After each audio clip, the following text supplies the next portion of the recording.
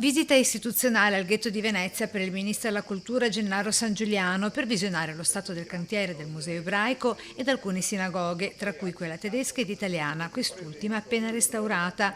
Incontro caldeggiato dal presidente di regione Luca Zaia e fortemente voluto dal presidente della comunità ebraica veneziana. Il motivo? Chiedere al governo i 2,5 milioni di euro mancanti per ultimare i restauri, costati complessivamente intorno ai 12 milioni, di cui 8 a carico di donatori privati, e un essere ricevuto nel 2021 con l'allora ministro della cultura Franceschini, in questo che viene riconosciuto come il più antico ghetto al mondo. Ci piacerebbe che Regione e Ministero della Cultura prendessero parte a questo restauro.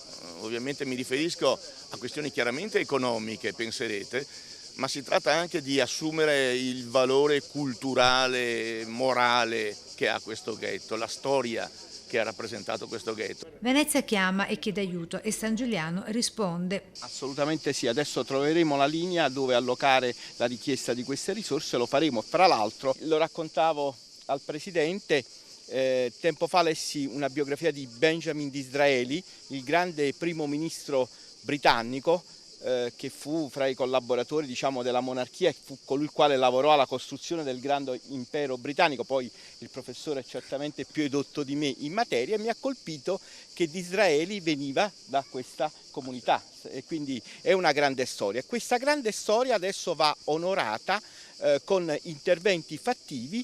Soddisfazione anche da parte di Zaia, fautore dell'incontro. Che ha anche sortito gli esiti voluti, nel senso che c'è un impegno da parte del Ministro e non avevo dubbi del fatto di sostenere, diciamo, questo sprint finale per avere il restauro dell'intero complesso di quello che sarà il circuito museale del ghetto. E nel pomeriggio tour del ministro Mestre, dove ha visitato tra gli altri il museo M9 con la mostra su Emilio Vedova.